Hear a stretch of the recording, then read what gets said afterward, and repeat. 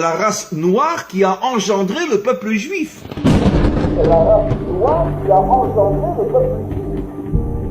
C'est quelque chose de fou que 99% des hommes et des femmes sur terre ne savent pas. Et j'oserais presque dire même à l'intérieur de notre peuple.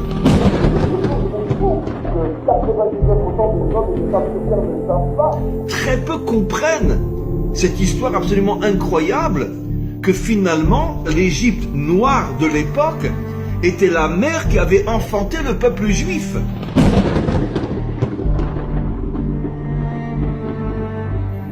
L'Afrique dans le sens que les habitants de l'Égypte, Pharaon était noir. Pharaon était noir.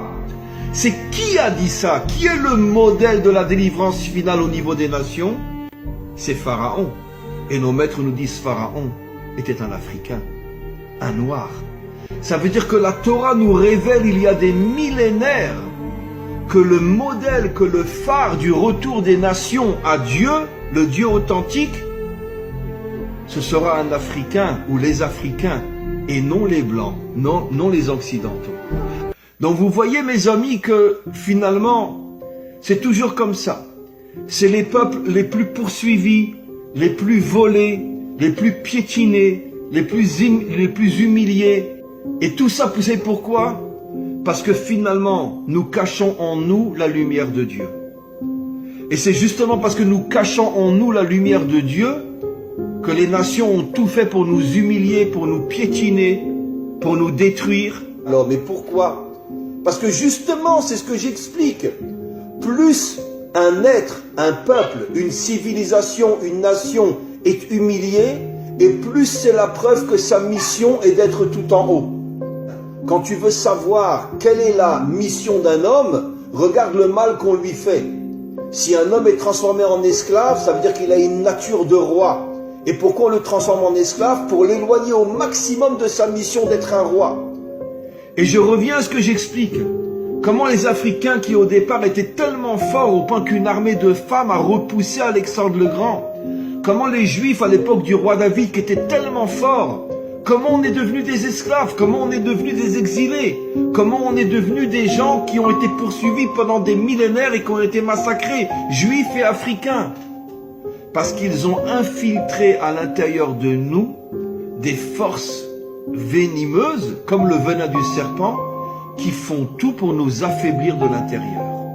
Ça veut dire que qu'est-ce qui s'est passé avec les Africains?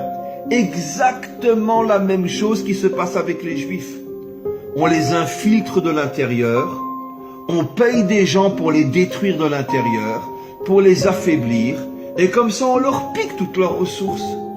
C'est la meilleure manière de voler quelqu'un, en l'affaiblissant, qu'il n'arrive plus à se protéger, il n'arrive plus à... Et quand l'esclavage a commencé, au tout début de la création de l'Amérique, et qu'ils avaient besoin de gens pour travailler dans tous les champs, etc.